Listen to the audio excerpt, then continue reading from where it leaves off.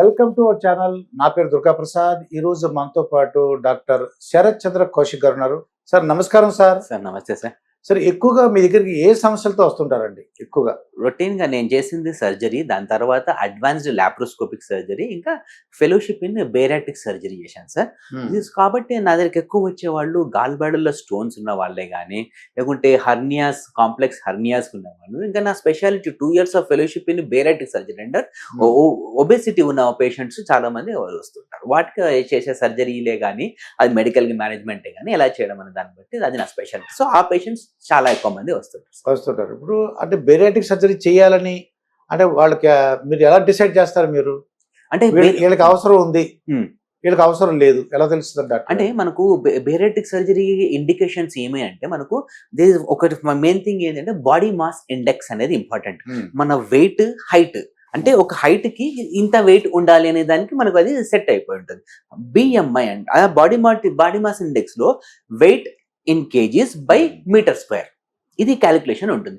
Routine గా WHO calculation ప్రకారం మనకు గ్రేడ్స్ ఆఫ్ ఒబేసిటీ అనేది ఉంటుంది. దాంట్లో గ్రేడ్ 1 ఒబేసిటీ అనేది ఏంటంటే 30 to 35 ఒక గ్రేడ్, 35 to 40 ఒక గ్రేడ్, సెకండ్ గ్రేడ్, 40 మీద థర్డ్ గ్రేడ్ అంటారు. దాన్ని మార్బిడ్ ఒబేసిటీ అంటారు. ఇదే కానీ ఇది మనకు ఓవరాల్ WHO క్యాలిక్యులేషన్ ప్రకారం.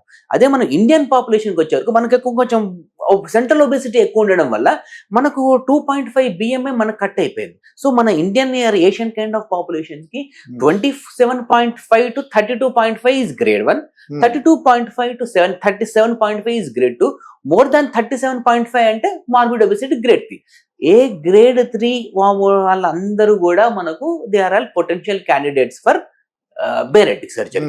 దాంట్లో మరి ఒకవేళ 32.5 BMI ఉండి కోమార్బిడిటీస్ అంటాం, అంటే మనకు సివియర్ గా డయాబెటీస్ ఉండడమే కానీ, అన్కంట్రోల్ డయాబెటీసే కానీ, బీపీఏ కానీ, కొంతమందికి అబ్స్ట్రక్టివ్ స్లీప్ యాప్నియా అని ఉంటుంది. అంటే మనకు ఇక్కడ ఫ్యాట్ ఇక్కడ ఈ ఏరియాలో మనకు అక్యుములేట్ కావడం వల్ల ఈ పండుకున్నప్పుడు ఇది మూసుకొని పోవడం ఉంటుంది. గొరక అంటారు దాన్ని, అబ్స్ట్రక్టివ్ స్లీప్ యాప్నియా అంటారు. దాన్ని ఎక్సెసివ్ గొరక అవన్నీ ఉండడం, ఎందుకంటే ఇక్కడ ఫ్యాట్ ఎక్కువ అక్యుములేట్ కావడం వల్ల మనం శ్వాస సరిగా తీసుకోలేకపోవడం ఉంటుంది. సో అలా ఉన్నప్పుడు కూడా మనకు ఇలాంటి కొన్ని కోమార్బిడిటీస్, హార్ట్ ఇష్యూస్ ఎక్కువ ఉన్న వాళ్ళకు ఇవన్నీ కూడా 32.5 ఉన్న వాళ్ళే క్యాండిడేట్స్ ఉంటారు. డాక్టర్ గారు, ఇప్పుడు వాళ్ళకి పెళ్లి అవ్వలేదు అనుకోండి, ఇంకా పెళ్లి చేసుకోవాలనుకున్నారు సార్, వాళ్ళు చేయించుకుంటారా లేకపోతే పెళ్లి అయిన తర్వాత చేయించుకోమంటారా? అది ఇప్పుడు అమ్మాయిలు, చాలా మందికి అమ్మాయిలు కూడా వస్తుంది. ఈ కోమార్బిడిటీస్ లో ఇంకొకటి ఏంటంటే ఈ ఒబేసిటీ రిలేటెడ్ గా ఇంకొకటి పాలిసిస్టిక్ ఓవేరియన్ డిసీజ్ అని ఉంటుంది. అది అంతా ఒక complex disease. Obesity, ovary, polycystic ovary disease, infertility, ఈ 3 కలిసి ఉంటాయి మనకు. సో మనం ఒబేసిటీని ట్యాకిల్ చేస్తే కానీ పాలిసిస్టిక్ ఓవేరియన్ డిసీజ్ అనేది మనము కంట్రోల్ చేయలేము. కాబట్టి మనమే చాలా మందికి లావున్న అమ్మాయిలు నా దగ్గరికి చాలా మంది వచ్చారు. వాళ్ళు వచ్చినప్పుడు వాళ్ళకు పాలిసిస్టిక్ ఓవేరియన్ డిసీజ్ ఉన్నప్పుడు పోస్ట్ సర్జరీ చేస్తే వాళ్ళకు వెయిట్ కంట్రోల్ కావడం వల్ల మనకు PCOS అనేది తగ్గిపోతుంది. ఎప్పుడైతే PCOS తగ్గుతుందో ఇన్ఫర్టిలిటీ కూడా తగ్గిపోయి వాళ్ళకు ఛాన్సెస్ ఆఫ్ ఫర్టిలిటీ ఎక్కువ ఉండే ఛాన్సెస్ ఉంటాయి. అబ్బాయిలు అంటారా, అబ్బాయిలు ఏం చేంజెస్ అయితే ఏం లేదు. మేల్ ఇన్ఫర్టిలిటీ, ఒబేసిటీ కొంచెం మినిమల్ కాస్ట్ ఉంది, కానీ అమ్మాయిలలో మాత్రం ఇది చాలా డిఫరెన్స్ వచ్చేస్తుంది సార్. అంటే సర్జరీ చేసిన తర్వాత మీరు మన పిల్లల దాని గురించి ఆలోచిస్తే, అంటే సర్జరీ చేసిన తర్వాత మనం తీసుకునే ఫుడ్ కొంచెం తక్కువ తీసుకుంటాం సర్జరీ, కాబట్టి కొన్ని న్యూట్రియంట్స్ తక్కువ ఛాన్సెస్ ఉన్నది. కాబట్టి మనం ఏమంటామంటే 1 year, 1.5 year post surgery gap ఇచ్చేసి దాని తర్వాత పిల్లల కోసం వెళ్తే that will be very useful sir. అయితే పెళ్ళైన వాళ్ళతో ఏం చేయాలంటే ఒక 1.5 year వెయిట్ చేయాలి. పెళ్ళి అంటే మన సర్జరీ అయిపోయిన తర్వాత 1 year, సర్జరీ అయిన తర్వాత 1 year ఆగినాం అనుకోండి, మనకు దాని తర్వాత ఫుడ్ ఇంటేక్ కూడా బాగుంటుంది, న్యూట్రియన్స్ ఇంటేక్ బాగుంటుంది, విటమిన్స్ ఇంటేక్ బాగుంటుంది. కాబట్టి కొంచెం వచ్చే ఫీటస్ కి ఈజీగా ఆరోగ్యంగా ఉంటారు. అదే మనం ఫస్ట్ ఎర్లీగా సర్జరీ అయిన 3-4 months కి చేసుకుంటే మనం తల్లి తీసుకునేదే తక్కువ ఉంటుంది, న్యూట్రియంట్స్, విటమిన్స్ తక్కువ ఉంటాయి. కాబట్టి పిల్లలకు డిఫార్మిటీస్ ఎక్కువ ఉండే ఛాన్సెస్ ఉంటాయి. అది అవాయిడ్ చేయడానికి మనం 1 year గ్యాప్ అంటాడు. చాలా మంది సినిమా యాక్టర్లు మేము చూస్తుంటామండి, వాళ్ళు ఇది లావు ఉండేవారు, ఇప్పుడు స్లిమ్ గా ఉన్నారనమాట. అంటే మేమేమనుకుంటా అంటే మాకున్న అంటే ఈ టెక్నికల్ టర్మ్స్ తెలియదు కాబట్టి పొట్ట కుట్టించేసుకున్నారా అని చెప్తుంటామండి. పొట్ట కుట్టించేసుకున్నాడు. అదే దీనికి మనకు తెలవాల్సింది ఏంటి అంటే సర్జరీస్, బేరాటిక్ సర్జరీ అనేది ఒక మనకు స్టమక్ అనేది ఒక పెద్ద బెలూన్ లాగా ఉంటుంది సార్.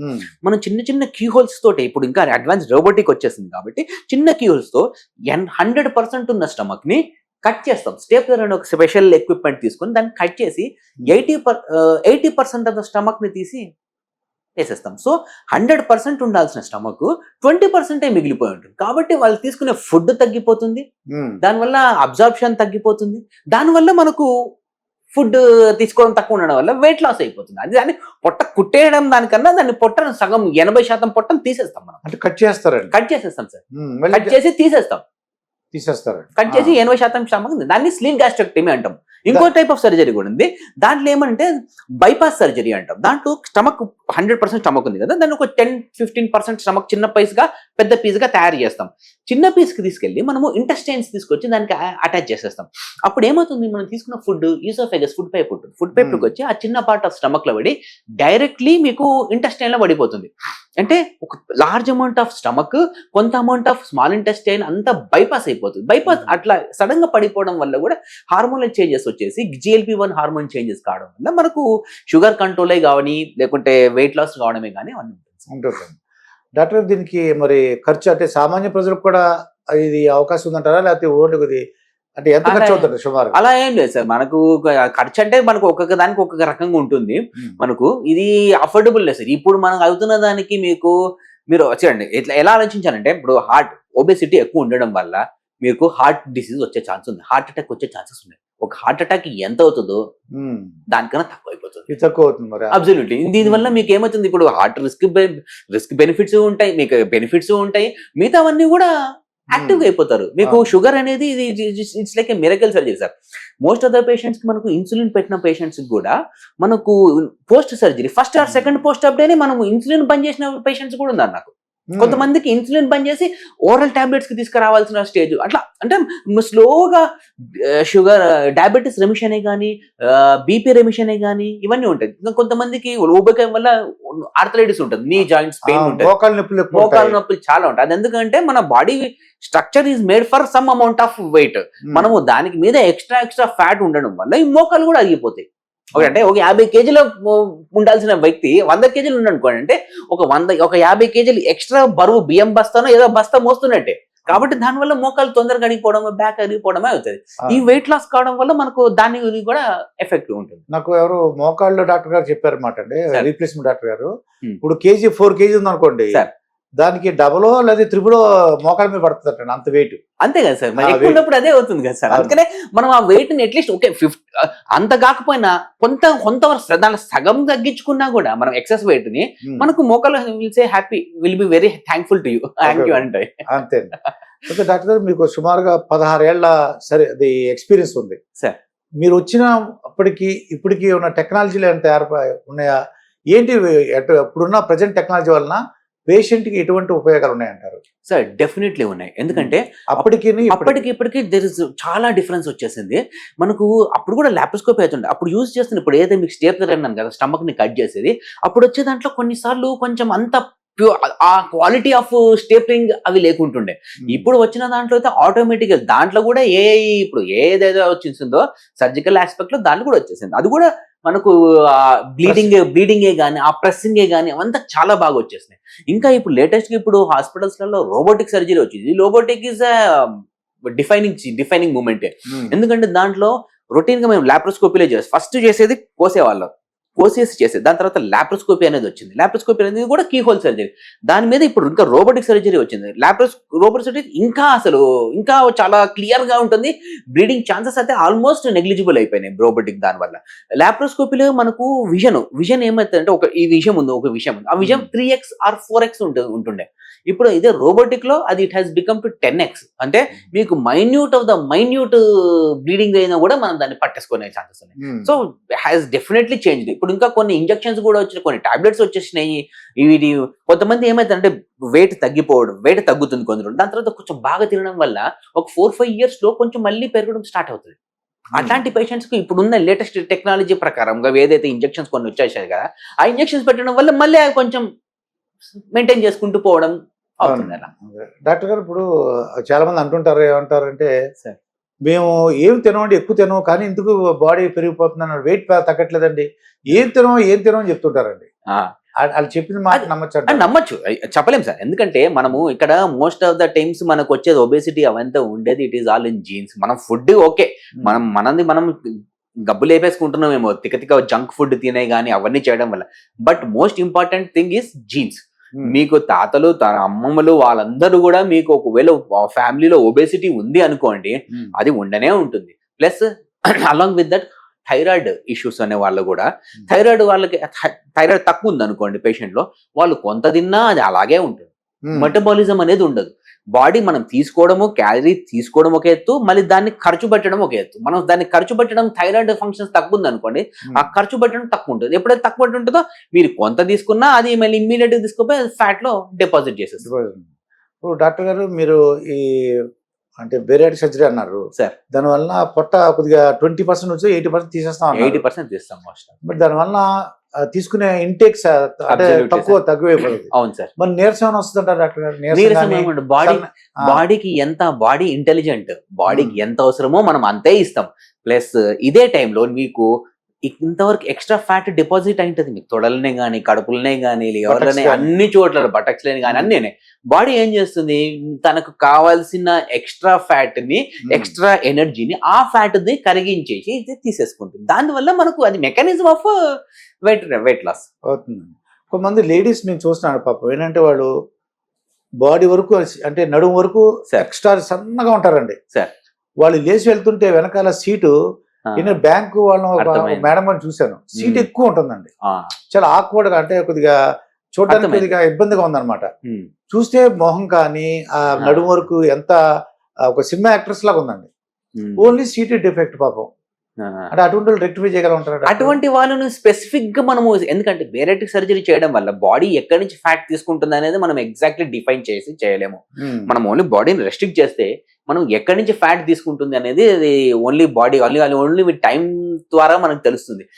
రియల్లీ మనకు ఒకవేళ only fat only in the బటక్సే ఉన్నాయి అనుకోండి, బేరియాట్రిక్ సర్జరీ కన్నా అప్పుడు కొంచెం చిన్నపాటి లైపోసక్షన్ లాగా చేసి అక్కడ ఫ్యాట్ సక్షన్ చేసేసి దాన్ని తీసేసేయడమే కరెక్ట్ అయిపోతుంది. ఓకే, లైపోసక్షన్ కూడా చేస్తారు డాక్టర్ గారు? అదేంటి డాక్టర్ గారు లైపోసక్షన్ ఏమంటే మనకు ఇక్కడ ఎక్కడైతే ఓన్లీ ఇందాక మీరు చెప్పినట్టు అంత బాగుంటుంది, ఓన్లీ బటక్స్ ఒకటే మనకు లాగా ఉంటుంది. అప్పుడు ఏం చేస్తాము, దాని లోపలనే ఎక్కడైతే ఫ్యాట్ ఎక్కువ అక్యుములేట్ అయి ఉందో ఆ ఫ్యాట్ ని మనం తీసేస్తాం. కాబట్టి అది కొంచెం, కానీ అది లైపోసక్షన్ ఏమంటే ఓన్లీ ఒకే దగ్గర మనకు ఫ్యాట్ ఉన్నప్పుడు అది తీసేసుకోవడం బెటర్ అయిపోతుంది. కానీ ఓవరాల్ గా మనకు బాడీ అంతా మనకు ఫ్యాట్ ఉందనుకోండి, అది ఓన్లీ సింపుల్ లైపోతోటి కష్టం అయిపోతుంది. అది బేరియాట్రిక్ సర్జరీ అనేది హెల్ప్ తీసుకోవాల్సిందే. కౌశిక్ డాక్టర్ గారు, మీరు ఈ పొట్ట ఒకటే ఉందండి, మెతంతా బాగుంది, పొట్ట ఒకటే ఉందనుకోండి, వాళ్ళకి కూడా మనం లైపోసక్షన్ చేయగలం అంటారా? చేసేయచ్చు సార్, అది కూడా లైపోసక్షన్ చేయొచ్చు. ఇప్పుడు లేటెస్ట్ ఎక్విప్మెంట్ తో అంటే దాంతో కూడా మంచిగా అవుతుంది.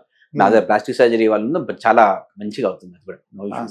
అది పేషెంట్ ఎంతకాలం మళ్ళీ అంటే ఎన్ని రోజులు హాస్పిటల్ ఉండవలసి వస్తుంటారు? హాస్పిటల్ ఏం లేదు సార్, ఒక 2-3 days అంతే. 2 days అంతే, 2-3 days. ఏ ప్రొసీజర్ మీకు బేరియాట్రిక్ సర్జరీకైనా వీటికైనా హాస్పిటల్ హార్డ్లీ 2 days అంతే.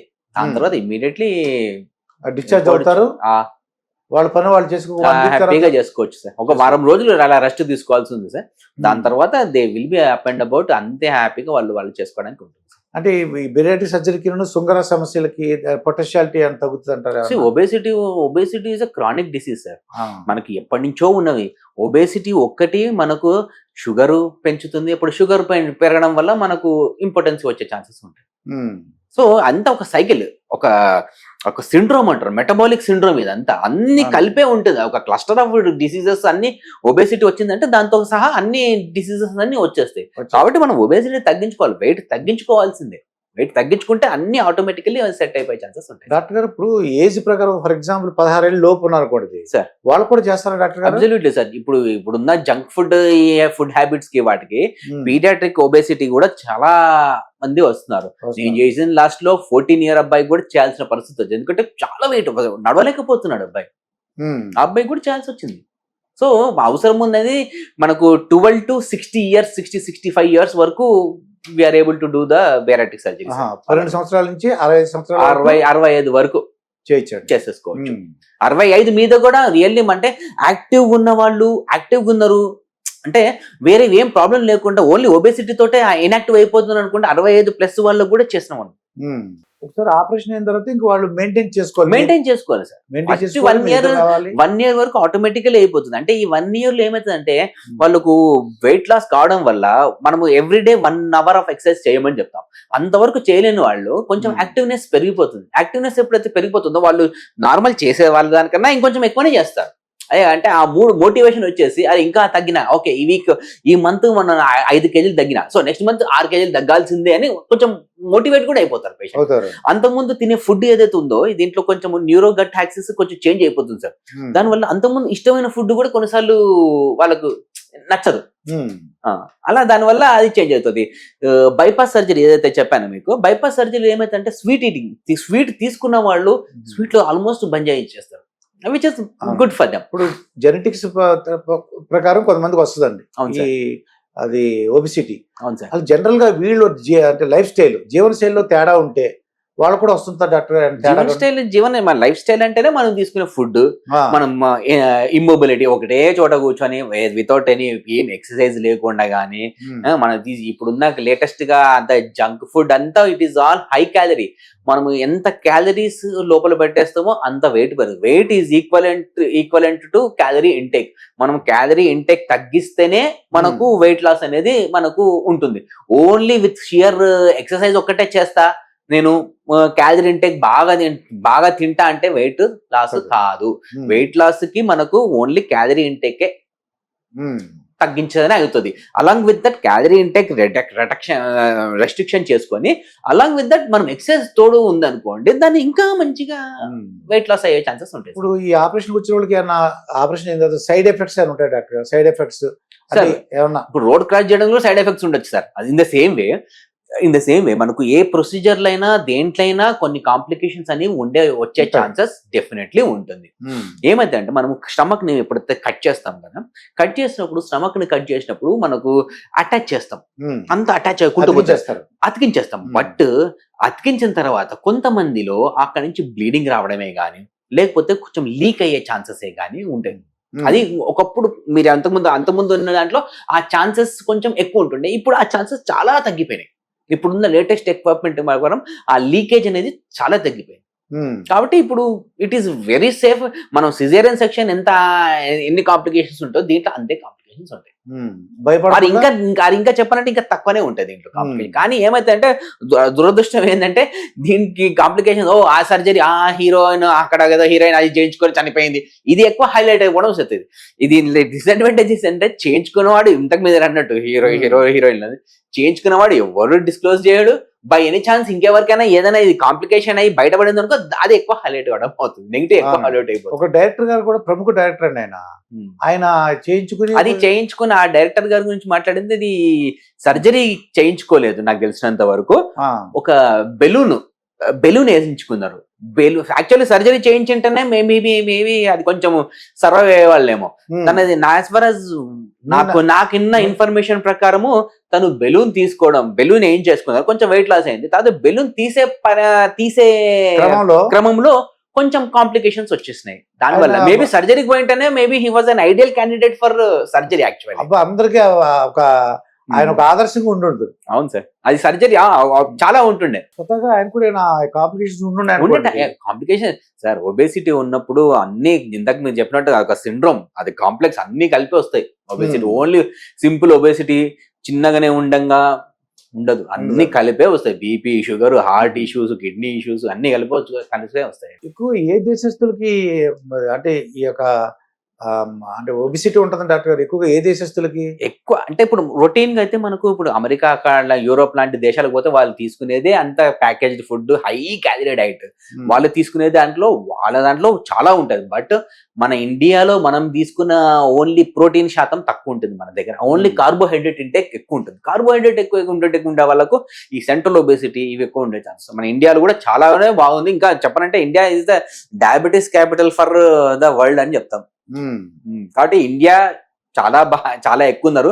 వాళ్ళకి ఏమంటే యుఎస్ లో యూరోప్ వాళ్ళు తీసుకునే ఫుడ్ క్యాలరీ ఉంటుంది, కానీ అలాంగ్ విత్ దట్ ప్రోటీన్ వాళ్ళు ఎక్కువ ఇవి నాన్ వెజ్ ఎక్కువ తీసుకుని ఉంటుంటారు కాబట్టి వాళ్ళ దాంట్లో ప్రోటీన్ ఎక్కువ ఉంటుంది, కాబట్టి దాంట్లో అది కొంచెం కాంపెన్సేట్ అయిపోతుంది. మనకు దగ్గర మన సౌత్ ఇండియా అంతా రైస్, నార్త్ ఇండియా అంతా చపాతి, అంతా కార్బోహైడ్రేట్స్.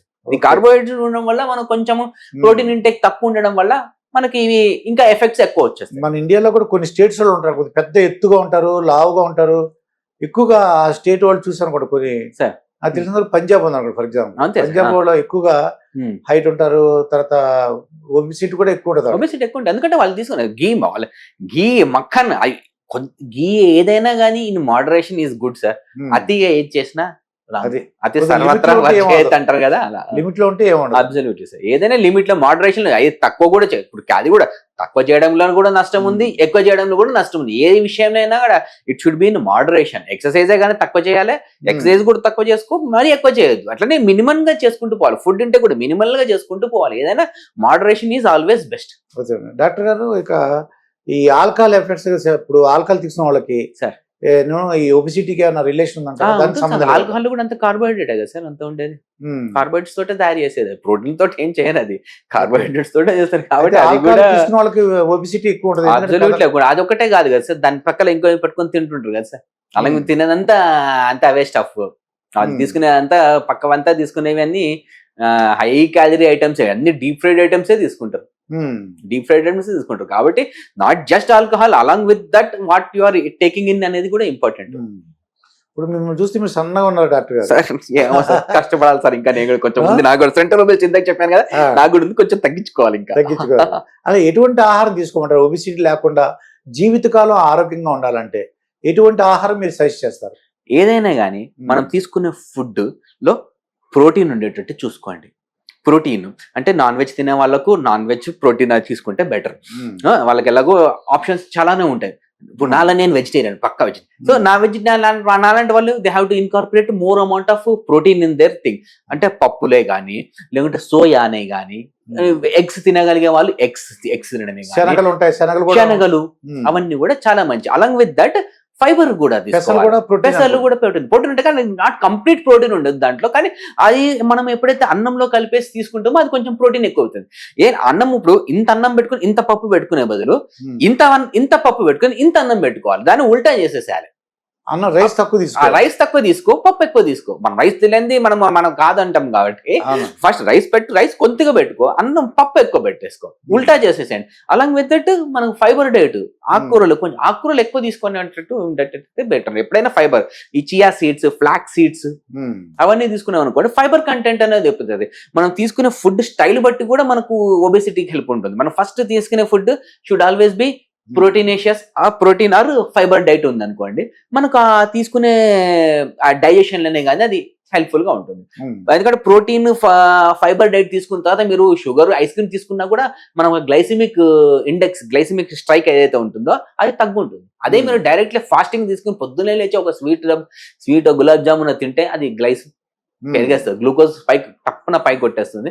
అది కొట్టేసిన తర్వాత మళ్ళీ మనకు షుగర్ ఎక్కువ వచ్చే ఛాన్సెస్ ఎక్కువ ఉంటాయి. ఇప్పుడు మన జపాన్ గానీ చైనా గానీ చూసేకోండి, వాళ్ళంతా సన్నగా ఉంటారు అనిపిస్తుంది మనకి. అంటే అది వాళ్ళ జీన్స్ కూడా లేదు సార్, అది అంటే వాళ్ళ jeans along with their life style, వాళ్ళకు ఉన్న అది ఫుడ్ ఆ క్లైమేట్స్ కండిషన్స్ కి గానీ అలాగా.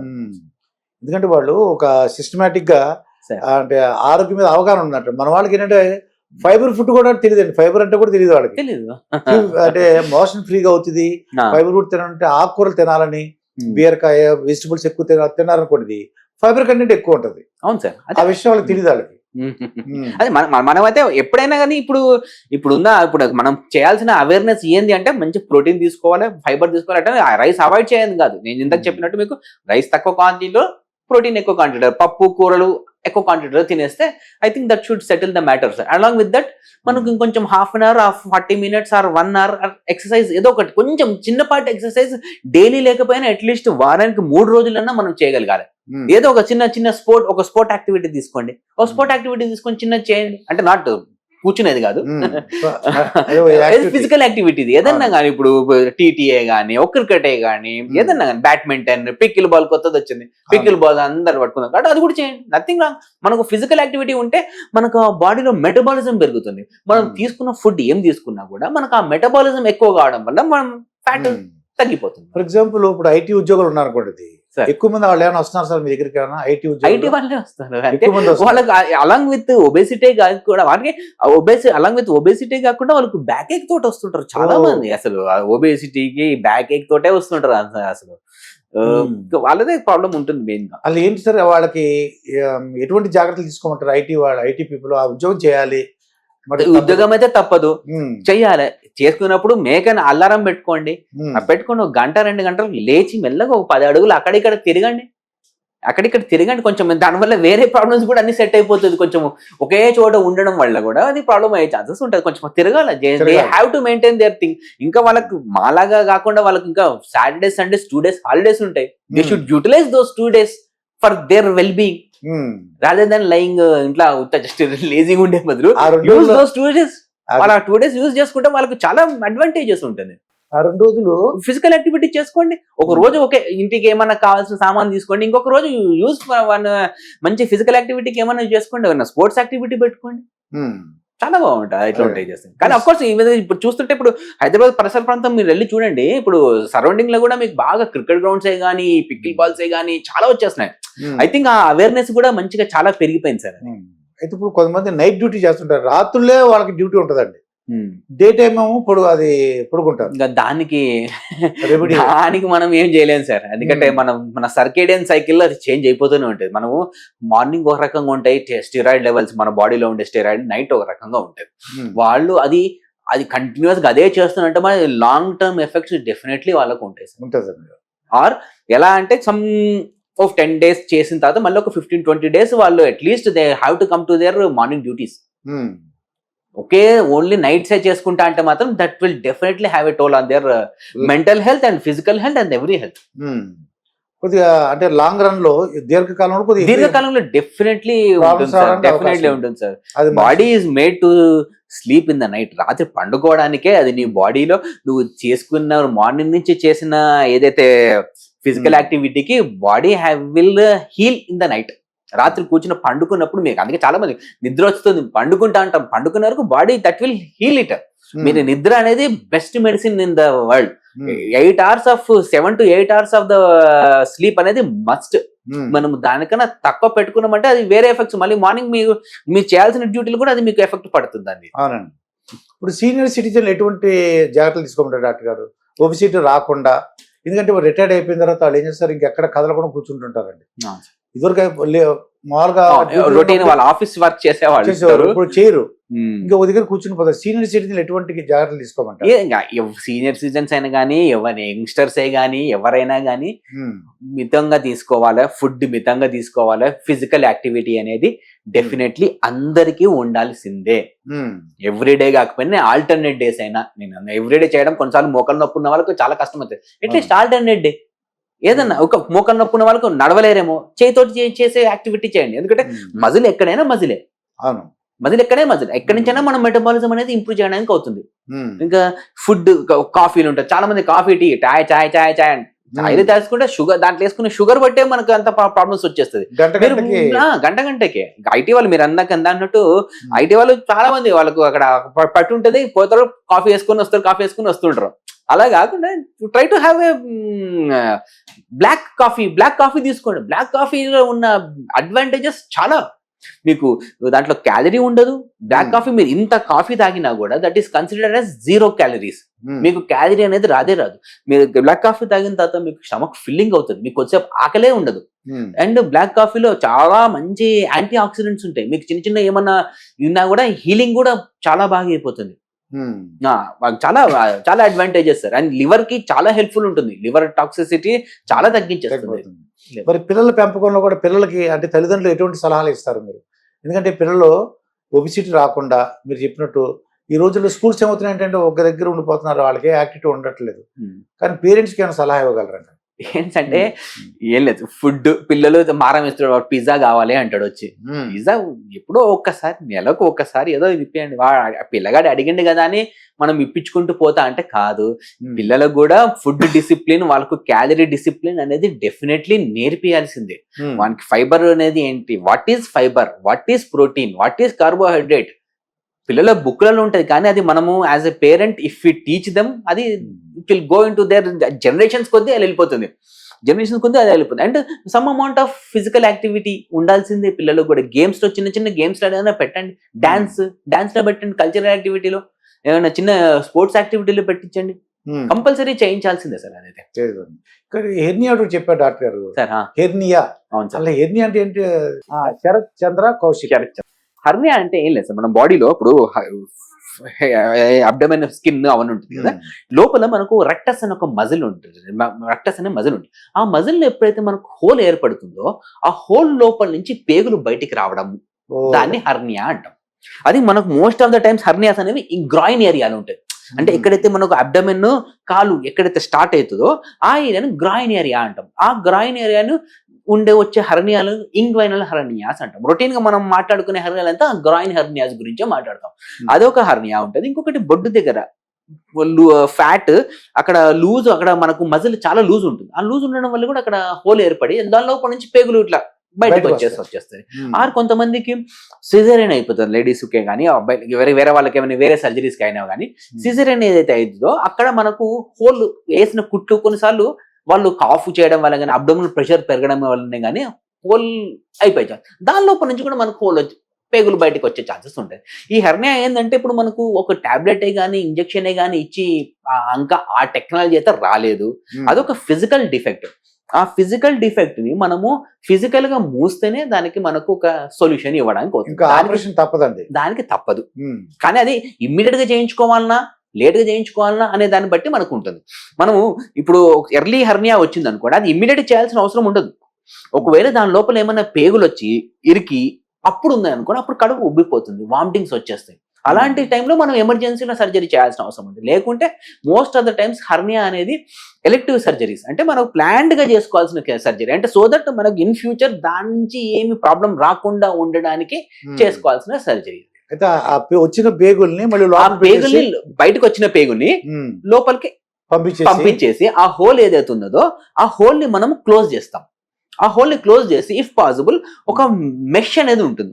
మెష్ అనేది ఇంకా డబుల్ ప్రొటెక్షన్ లాగా. మీరు ఇప్పుడు simple sir, cycle tyre puncture అయింది అనుకోండి, ఒక ప్యాచ్ వేస్తాం కదా, అదే రకం ఒక ప్యాచ్ లాగా పెట్టేస్తాం. మెష్ అనేది ప్యాచ్ తోటి దాన్ని చేసేస్తాం. డాక్టర్ గారు, ఇప్పుడు ఇది ఎక్కువ హెర్నియా ఆడవాళ్ళకి మగవాళ్ళు ఏ వయసు వాళ్ళకి ఎక్కువ మంది వస్తుంటారు? హెర్నియా అనేది అందరికి ఆల్ గ్రూప్స్ కి వచ్చేస్తుంది సార్. మన ఆడవాళ్ళకే గానీ మగవాళ్ళకి గానీ రొటీన్ గా మనకు వచ్చేది ఏంటంటే 15-20 years లోపల వాళ్ళకు, లేకుంటే 60 years ఉన్న వాళ్ళకు పైన ఉన్న వాళ్ళకు ఎక్కువ వచ్చే ఛాన్సెస్ ఉన్నాయి. 20 years లోపల ఎందుకంటే అది తల్లి కడుపులో ఉండంగానే మనకు టెస్టిస్ అనేది మనకు ఇక్కడ పైన ఉంటుంది సార్, గర్భంలో ఉన్నప్పుడు. అంటే కిడ్నీ టెస్టిస్ రెండు పక్క పక్కన ఉంటాయి. పెళ్ళగా కాలక్రమేణా అది ఎప్పుడైతే తల్లి గర్భంలో అది పెరుగుతున్నప్పుడు టెస్టిస్ పై నుంచి కిందికి జారుకుంటూ బీజాల వరకు వచ్చేస్తుంది. అలా వచ్చినప్పుడు ఒక శాక్ అనేది ఒకటి అటాచ్మెంట్ ఉంటుంది మనకు. ఆ అటాచ్మెంట్ అనేది మోస్ట్ ఆఫ్ ద మెంబర్స్ కి అది మూసుకొని పోతుంది. కొంతమందికి అది మూసుకొని పోదు. అది మూసుకోకపోవడం వల్ల లోపల నుంచి పేగులు దాని లోపలికి వచ్చి ఇరికి అలా అవుతుంది. అది అందుకనే ఎర్లీగా ఉన్న వాళ్ళకు అది అలా అవుతుంది. ఇంకా 60+ ఏంటంటే మనకు కాఫ్ 40-50 దాటిన వాళ్ళకి కొంచెం మలబద్ధకం ఎక్కువ వచ్చే ఛాన్సెస్ ఉంటుంది. కాఫ్ ఎక్కువ ఉంటుంది, కొంచెం వేరే వేరే రోగాల వల్ల కాఫ్ ఉంటుంది. ఇంకా ఎస్పెషల్లీ మగవాళ్ళలో ప్రాస్టేట్ అనేది పెరగడం వల్ల, ఇదన్నీ పెరగడం వల్ల మూత్రం వేయడానికి కష్టం అయిపోతుంది. ఎప్పుడైతే ప్రెషర్ పెట్టేస్తాం, ఏదైనా కానీ కడుపు మీద ప్రెషర్ పెట్టారు అనుకోండి, కొంచెం అది అది అసలే వీక్ ఏరియా, ఆ వీక్ ఏరియాలో హోల్ ఏర్పడిపోతుంది. హోల్ ఏర్పడి లోపల నుంచి ఒక ప్యాసేజ్ లాగా ఏర్పడి పేగులు రావడం స్టార్ట్ అవుతుంది. దానివల్ల మనకు అందుకనే 20 లోపల 60 పైన, అట్టని 30-40s వాళ్ళకి రాదని కాదు, వస్తుంది, రావచ్చు. కానీ మోస్ట్ కామన్ మనకు మాత్రం 20 బిలో అండ్ అబౌవ్ 60. అది జనరల్ గా వాళ్ళకి ట్రీట్మెంట్ భయపడకలేదు కదా డాక్టర్? అసలు భయపడాల్సిన అవసరం లేదు సార్. ఇప్పుడున్న లేటెస్ట్ టెక్నాలజీకి అసలు చిన్న సర్జరీ లాగానే అనుకోండి. కానీ ఒకవేళ దాని లోపల నెగ్లెక్ట్ చేసిన తర్వాత ఒకవేళ లోపల పేగులు అలాగే ఇరికినాయి అనుకోండి, కొన్నిసార్లు పేగులకు బ్లడ్ లోపల వచ్చి పేగులు ఇరికిపోయింది సార్. ఇరికిపోయినప్పుడు లోపల దాన్ని సప్లై చేయాల్సిన బ్లడ్ సప్లై కాదు. అప్పుడు ఏమవుతుంది, ఆ పేగు మురిగిపోతుంది. ఎప్పుడైతే పేగు మురిగిపోతుందో అది దట్ మీన్స్ ఇంకా అది ఎమర్జెన్సీ అయిపోయినట్టు. అప్పుడు కోసేసి పేగులు కట్ చేసి మళ్ళీ జాయిన్ చేసి కొన్నిసార్లు కొంతమంది చనిపోయే ఛాన్సెస్ కూడా ఉంటాయి దాన్ని నెగ్లెక్ట్ చేస్తే మాత్రం హెర్నియాని. అంటే మొదటి దశలో అయితే మాత్రం ఏం ప్రాబ్లం హ్యాపీగా చేసుకోవచ్చు సార్. ఇప్పుడు లేటెస్ట్ టెక్నాలజీ రోబోటిక్ లో అయితే అది ఇంకా చాలా బాగుంది సార్, చాలా బాగుంది సార్. మ్యారేజ్ తీసుకొచ్చి ఆపరేషన్ మంచిగా సార్, దానికి సంబంధమే లేదు, పిల్లల్ని కనొచ్చు, హ్యాపీగా చేసుకోవచ్చు సార్. దాంతో ఏమి హర్నియాకు వీటికి పిల్లలు దానితో అయితే సంబంధం లేదు సార్. ఇప్పుడు మనం ఇవి కాకుండా ఇంకేం ట్రీట్మెంట్ చేస్తారు? ఇప్పుడు మనం అనుకున్న డిస్కషన్ చేశాం డాక్టర్ గారు, ఎన్ని చెప్పాము, బెరెటిక్ సర్జరీ, ఇంకా పైల్స్ ఫీచర్స్ అవి కూడా వస్తుంటారు సార్ చాలా మంది. పైల్స్ ఫీచర్స్ అది కూడా మనకి ఎలా అంటే ఇప్పుడు మనం అది కూడా మనం ఫిషర్ అంటే అసలు ఏంటి డాక్టర్? ఫిషర్ అంటే ఏంటి, పైల్ అంటే ఏంటి డాక్టర్ సార్? ఇప్పుడు అదే చిట్లిపోవడం అనేది ఫిషర్ అనేది ఒక క్రాక్. ఎట్లా అంటే మనము తీసుకున్నప్పుడు అది కూడా ఫుడ్ రిలేటెడ్ సార్. ఎందుకంటే మనం తీసుకున్న ఫుడ్ వాటర్ కంటెంట్ సరిగా లేకపోయినా, ఫైబర్ కంటెంట్ సరిగా లేకపోయినా మోషన్స్ హార్డ్ గా వస్తాయి. మోషన్స్ ఎప్పుడైతే హార్డ్ గా వస్తాయో ఆ మోషన్స్ బయటికి వెళ్ళే ద్వారం దగ్గర అది ఆ ర్యాపిడ్కి అది చిట్లిపోతుంది. ఇక్కడ కార్నర్ లో లాస్ట్ ఎడ్జ్ లో చిట్లిపోతాయి. అది ఎప్పుడైతే చిట్లిపోతుందో అక్కడి నుంచి మనకు బ్లీడింగ్ అవడమే గానీ, పెయిన్ రావడమే గానీ అది ఉంటుంది. ఇది ఫిషర్ అంటాం. ఇంకోటి పైల్స్ ఏంటంటే మనకు యానల్ కెనాల్లో కూడా బ్లడ్ వెజల్స్ ఉంటాయి, వెయిన్స్ ఉంటాయి. మనం కాలక్రమేణా క్రానిక్ గా ముక్కుతూ ఉన్నారు అని అవుతున్నారు అనుకోండి, ఏదైనా ప్రశ్న ముక్కుతున్నారు, సన్నగా ఉన్నది ముక్కినారు కొంచెం లావు అవుతుంది, మళ్ళీ ముక్కుతూనే ఉన్నారు అది లావు అయిపోయి అదే ఒక పెద్ద ఉండలాగా ఏర్పడుతుంది. అది పైల్స్ అంటే ఏవో కాదు, బ్లడ్ సప్లై చేస్తున్న ఒక వెజలే, అది వీనే లావ్ అయిపోతుంది. అదే ఏమవుతుంది, అది లావ్ అయి పగిలిపోతుంది. మనకు ఏమైనా మోషన్స్ వచ్చినప్పుడు దాన్ని తాకి అది పగిలిపోతుంది. అది పగిలిపోయినప్పుడు బ్లీడింగ్ అవుతుంది. అందుకని అది బ్లీడింగ్ అనేది దాని మోస్ట్ కామన్ సిమ్టమ్ దానికి పైల్స్ కి. ఈ కొత్త టెక్నాలజీ ఉపయోగించుకొని మన ట్రీట్మెంట్ ఇవ్వచ్చా డాక్టర్ గారు? కొత్త టెక్నాలజీ వచ్చింది దీనికి? కొత్త అంటే మనకు లేజర్ వచ్చింది సార్. మనకు లేజర్ అనేది ఆ బ్లడ్ సప్లై ఏదైతే మీకు ఇందాక చెప్పాను కదా, బ్లడ్ లాన్ ఉబ్బిపోతుంది కదా, బ్లడ్ ఎక్కడైతే దాని స్టాక్ ఉబ్బిపోయిన దాని సన్నగా ఉన్న దగ్గర మనం లేజర్ తో బర్న్ చేసేస్తాం. ఎప్పుడైతే లేజర్ తో బర్న్ చేసేస్తామో దానికి బ్లడ్ సప్లై, పైల్స్ కి బ్లడ్ సప్లై వచ్చేది కాబట్టి ఆ బ్లడ్ సప్లై తగ్గిపోయినప్పుడు మెల్లగా అది స్ట్రింక్ అవుతూ వచ్చేసి అది సెట్ అయిపోతుంది. And along with that surgery ఒకటే కాదు, మన lifestyle change is most important. దేంటైనా ఇప్పుడు నేను బేరాటిక్ సర్జరీ చేసినా కూడా, ఈ హెమరాయిడ్ సర్జరీ, పైల్ సర్జరీలు చేసినా కూడా మన లైఫ్ స్టైల్ పేషెంట్ నా పని అయిపోతుంది. సర్జరీ చేయడంతో నా పని అయిపోతుంది. దాని తర్వాత పేషెంట్ వాళ్ళు తీసుకునే ఫుడ్ బట్టి వాళ్ళ నెక్స్ట్ అంత బెటర్ గా ఉంటుంది. మెయింటెనెన్స్ చేసుకోవడం పేషెంట్ బాధ్యత డెఫినెట్లీ వస్తుంది. ఇప్పుడు ఫిషర్ అన్నారు కదా డాక్టర్ సార్, ఫిషర్ ఏం చేస్తాం అంటే చిట్లిపోయింది కదా సార్. చిట్లిపోవడం వల్ల మోషన్స్ కి ఉతలకు మనకు బటక్ రీజన్ లో స్పింక్టర్స్ అని ఉంటాయి, మజిల్ ఉంటది. ఆ మోషన్స్ అక్కడ అది కట్ కావడం వల్ల మోషన్స్ వచ్చిన ప్రతిసారి భయానికి ఆ స్పింక్టర్ స్పాజమ్ లోకి వెళ్ళిపోతుంది. పక్కన ఇది మోషన్స్ వెళ్ళే ద్వారం సార్, ఇక్కడ స్పింక్టర్ ఉంది. మోషన్స్ వస్తున్నట్టు స్పింక్టర్ గట్టిగా మూసేస్తుంది. అది బిగపట్టేస్తారు, స్పాజమ్ లో వెళ్ళిపోతుంది. ఆ స్పాజమ్ ఏం చేస్తామంటే ఇప్పుడు లేజర్ తోటి మనము ఆ స్పాజమ్ మజిల్ ఏదైతే గట్టి పట్టేస్తుందో ఆ గట్టి పట్టేయడం వల్లనే మనకు నొప్పి వస్తుంది. అక్కడ ఆ గట్టి పట్టేయకుండా దాన్ని చిన్నగా కట్ చేస్తాం. ఆ స్పింక్టర్ ఎప్పుడైతే కట్ చేస్తామో స్పింక్టర్ ఓపెన్ అప్ అవుతుంది. అదే టైంలో మనం లేజర్ ఫిషర్ కి కూడా లేజర్ చేస్తాం. చేసే వరకు మోషన్స్ ఈజీగా బయటకు వచ్చేస్తుంది అట్లా. కానీ ఏదైనా కానీ మళ్ళీ లాస్ట్ కు మళ్ళీ life style change is the norm. Fibre తీసుకోవాలి, దేనికైనా ఫైబర్ తీసుకోవాల్సిందే, వాటర్ బాగా తీసుకోవాలి. ముందు రోజు రాత్రి బిర్యానీలు తినేయటం, రాత్రులు 1 గంటకి 12 గంటలకి ఇలా చేస్తే లైఫ్ స్టైల్ సరిగ్గా సార్. ఏదైనా సార్ అంతే, life style most important sir. ఏదైనా మోడరేషన్ లో తీసుకోవాలి, ఫైబర్ బాగా తీసుకోవాలి, ప్రోటీన్ బాగా తీసుకోవాలి, వాటర్ బాగా తీసుకోవాలి. అయితే ఫిషర్ కానీ లేదంటే పైల్స్ అన్ని కూడా ఆపరేషన్ చాలా ఈజీ అయిపోయింది, చాలా ఈజీ. అది డే కేర్ సార్. ఇంకా మార్నింగ్ వస్తారు, మార్నింగ్ చేసేస్తాము, మధ్యాహ్నం సాయంత్రం కల్లా పంపించేస్తాం. సింపుల్, అది పెయిన్లెస్. ఒకప్పుడైతే పైల్ సర్జరీ అంటే ఇప్పుడు సినిమాలో కూడా అన్ని కామెడీ ఉంటుంది కదా సార్, కట్ చేయవు, పైల్ సర్జరీ ఏంది, మూలశంకం సర్జరీ ఏంది అని అట్లా కూర్చోలేకపోవడం అవంతా ఏం లేదు. ఇప్పుడు మంచిగా హ్యాపీగా పెయిన్లెస్ సర్జరీ, అది సింపుల్ చేసేస్తాం, మళ్ళీ హ్యాపీగా వెళ్ళిపోతారు. అసలు నొప్పి అనేది లేదు, తగ్గిపోయింది. అంటే పూర్వకాలంలో వేరుగా ఉండేది అనుకుంటా. చాలా పూర్వకాలంలో ఏదైతే మీకు కింద ముందు చెప్పినట్టు పైల్స్ ఏదైతే ఉబ్బిపోయి వస్తుందో దాన్ని డైరెక్ట్ పట్టుకొని కట్ చేసేది, దాన్ని కట్ చేసేది. కానీ కట్ చేసిన తర్వాత ఆ రా ఏరియా కట్ చేసిన తర్వాత రా ఏరియా మిగిలిపోతుంది. ఆ రా ఏరియా ఉన్నంత వరకు మళ్ళీ అదో ఆర్టిఫిషియల్ ఫిషర్ లాగానే మీకు కట్ అయినట్టు అది చీల్చుకుపోయినట్టు కదా, అది అవును. హీల్ అయ్యే వరకు మనకు నొప్పి ఉంటుంది. నొప్పి పడుతుంది. దాంతో ఇంకా దాంతో మళ్ళీ నొప్పి ఉంటుంది, మళ్ళీ కొంచెం బ్లీడింగ్ అవుతుంది. అఫ్ కోర్స్ అది కూడా అట్లనే అది అవుట్డేటెడ్ తీసేసాల్సిన సర్జరీ అని కాదు. కొంతమందికి పైల్స్ చాలా నెగ్లెక్టెడ్ స్టేట్ లో వస్తారు, చాలా ఉబ్బిపోతుంది. ఇంత పెద్ద ఉబ్బిపోయిన దాన్ని మనం లేజర్ తోటి ట్రీట్ చేయడానికి కూడా కష్టం అవుతుంది. అలాంటి టైంలో మళ్ళీ we have to go back to conventional, మళ్ళీ వెళ్ళి ఓల్డ్ మెథడ్కి వెళ్ళి మళ్ళీ దాన్ని కట్ చేయాల్సింది. ఎంత ఉండలు మనము ఉత్త లేజర్ తోటి తగ్గించుకోవడం చాలా కష్టం అయిపోతుంది. రికరెన్స్ ఎక్కువ ఛాన్సెస్ ఉండే ఛాన్సెస్. నాకు అర్థమైందండి డాక్టర్ గారు, వీళ్ళు మొదట అంటే ఎర్లీగా డిటెక్ట్ చేసి మొట్టమొదటి దాన్ని గ్రహించుకుని మీ దగ్గరకు వచ్చారనుకోండి, అంతే సార్. చాలా నా దగ్గరకు వచ్చేసిన తర్వాత ఫస్ట్ ఎప్పుడు పేషెంట్స్ కూడా వచ్చి మరి అన్లెస్ అంటే ఇంతకుముందు చెప్పిన ఇంత లా ఉన్న వాళ్ళకే ఇమ్మీడియట్ సర్జరీ చెప్తాం. మోస్ట్ ఆఫ్ ద పేషెంట్స్ కి మనం 1 to 2 weeks మనం డైట్ మెడిసిన్స్ ఇచ్చేసి వాటితో ట్రై చేస్తాం. వాటితోటి కూడా పేషెంట్స్ కి మనకు రిలీఫ్ లేదు అనుకోండి, అప్పుడు ఫైనల్ గా సర్జరీకి వెళ్తాం. ఇందాక మీరు గాల్ బ్లాడర్ లో స్టోన్స్ గాల్ బ్లాడర్ తీసేస్తారు అనుకోండి, గాల్ బ్లాడర్ లో స్టోన్స్ ఉన్నప్పుడు ఎందుకు స్టోన్స్ ఏర్పడ్డాయి? గాల్ బ్లాడర్ ప్రాబ్లమాటిక్ ఉంది కాబట్టి అక్కడ మనకు స్టోన్స్ ఏర్పడిపోతున్నాయి. కాబట్టి మనం సోర్స్ మనకు పేషెంట్ కి పర్మనెంట్ సొల్యూషన్ ఇవ్వాలి అని అంటే మాత్రం హోల్ గాల్ బ్లాడర్ తీయాల్సి వస్తుంది. అదే విధంగా కిడ్నీలో కూడా మనకు స్టోన్స్ ఏర్పడతాయి. కిడ్నీ అది కూడా ఎందుకంటే కిడ్నీ కొంచెం డిఫెక్ట్ ఉంది కాబట్టి అక్కడ స్టోన్స్ ఏర్పడుతున్నాయి. కానీ అట్లా కిడ్నీ తీయలేము. Kidney most important organ in our body. In the same way మనకి ఇక్కడ గాల్ బ్లాడర్ అంత మనకి ఇంపార్టెంట్ ఆర్గన్ కాదు. కాబట్టి మనం ఇక్కడ పేషెంట్ గాల్ బ్లాడర్ తీసేసినాం అనుకోండి, మనం పర్మనెంట్ సొల్యూషన్ ఇచ్చినట్టు అవుతుంది పేషెంట్ కి. మరి అంటే పార్ట్ పోతే ఏం ప్రాబ్లం? అదే అది చెప్పాలని నేను మీకు కిడ్నీ రెఫరెన్స్ ఇచ్చా.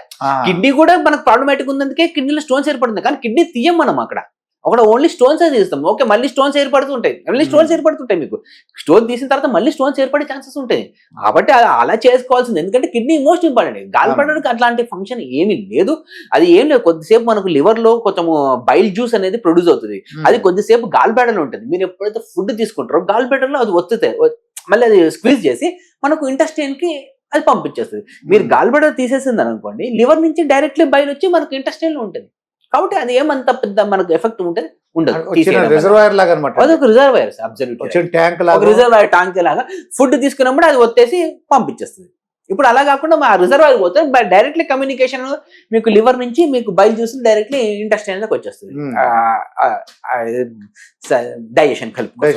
డాక్టర్ గారు, మీకు నాకు తెలిసినందుకు శరత్ చంద్ర కౌశిక్ ఒక దేవుడు అంటుంటారు. వాళ్ళకి ఆపరేషన్ అయిపోయిన తర్వాత అస్సలు కాదు సార్. డాక్టర్లను ఒక మనుషుల్లాగానే ట్రీట్ చేయండి. అంటే డాక్టర్లు మనుషులే, వాళ్ళు కూడా కొంతమంది మిస్టేక్స్ అవుతాయి అట్లని. కానీ ఏ డాక్టర్ ఒకటి సార్, ఏ డాక్టర్ కూడా ఏ పేషెంట్ కి నెగిటివ్ చేయాలని ఎన్నడూ చూడడు. అది మనము చేసే ప్రయత్నంలో ఏ డాక్టర్ కూడా 100% ఇస్తాడు సార్. కాన్సన్ట్రేట్ చేసి కంపల్సరీ సార్ 100% ఇస్తాడు డాక్టర్. కానీ 100% హౌ ఫార్ ఈజ్ పేషెంట్ కి మనకి ఎంతవరకు హెల్ప్ అవుతుంది అనేది అది ఇంపార్టెంట్. కొన్నిసార్లు సేమ్ ఎఫర్ట్స్ పెడతాం, సేమ్ చేస్తాం. ఇప్పుడు ఒక టాబ్లెట్ ఉంది సార్, మీరు ఒక డోలోనే ఉంది, మీకు జ్వరం 1 day తగ్గుతుంది, తనకు 2 రోజులు తగ్గుతుంది, నాకు తగ్గదు. అది బాడీ గానీ సర్జరీ గానీ ఆ మెకానిజం ప్రోటోకాల్ ఆఫ్ ట్రీట్మెంట్ ఒకటే. మనిషి చేంజ్ అవుతాడు, అక్కడ మీకు మనిషి చేంజ్ అవుతాడు. ఆ మనిషి చేంజ్ కావడం వల్ల మనకు దాని రిజల్ట్స్ అనేది డిఫరెంట్ వస్తాయి. కాబట్టి ఎప్పుడు డాక్టర్ లాగానే ఉండనివ్వండి. డాక్టర్లు మనుషులే. మీరు ఇంకా చెప్పాలంటే డాక్టర్లు మీరు కన్జ్యూమర్ ఫోరం వేసేస్తున్నారు. కన్జ్యూమర్ ఫోరం వేసేసిన తర్వాత ఇంకా అయిపోయింది సార్. మీకు అదొక మీరు అయిపోయింది కదా సార్, అక్కడే మీరు కట్ చేసేసినారు. గవర్నమెంట్ కట్ చేసేసింది. అది ఎక్కడో వచ్చింది తేడా, ఎవరో ఏం చేశారో కానీ అలా అది ఉండకూడదండి. సార్ ఉండొచ్చు సార్, అందరు డాక్టర్లు అందరూ సత్య పొంగోలు మైండ్ బ్లోయింగ్ అని కాదు ఉంటారు సార్. దేంట్లో కూడా నెగటివ్స్ ఉంటాయి, పాజిటివ్స్ ఉంటాయి. కానీ most of the doctors they will try their level best to give the best to the patient. నాకు తెలిసినంత వరకు డాక్టర్ గారు ఒక ఫ్యామిలీ మెంబర్ అండి. నాకు ఎంతమంది మెసేజ్ వస్తుంటారు సార్ హ్యాపీ అయినప్పుడు. నిన్ననే నాకు ఫోన్ చేసిన, నేను 7 years బ్యాక్ డయాబెటిక్ ఫుట్, కాలుకి అల్సర్ అయింది. ఆమెకు కొంచెం కాలు వేలు తీసేసిన తర్వాత ఆమెకు హ్యాపీ ఉంది. నిన్న కూడా నాకు ఫోన్ చేసి సార్ ఎలా ఉన్నారు, బాగున్నారా అని కూడా నాకు నిన్న కాల్ చేసి చెప్తున్నారు సార్. సో ఇట్స్ ఆ ఫీలింగ్. ఐ థింక్ ఇది పేషెంట్ కనెక్ట్ అనే ఫీల్ మీరు అన్నట్టు సాటి మనిషితో కనెక్ట్ అనేది డాక్టర్ వృత్తిలో ఉన్నట్టు మీరు ఇంకా ఐ డోంట్ థింక్ వేరే దాంట్లో రాదేమో సార్. కానీ ఓకే, అది మీరు దాంట్లో కనెక్ట్ అయిస్తానేమో కానీ అట్లని ఫుల్ కనెక్షన్ చేసుకోవడం కూడా కష్టమైపోతుంది కొన్నిసార్లు. ఇప్పుడు శరత్ చంద్ర కౌశిక్ గారు చాలా బాగా మాట్లాడారు. నెక్స్ట్ ఇంకొకసారి టాపిక్స్ తో మీ ఎదురుకు వస్తాను సార్. చాలా బాగా మాట్లాడారు. శరత్ చంద్ర కౌశిక్ ఎస్సీకే అని పెట్టుకున్నాను నేను. చాలా బాగా చెప్పారు.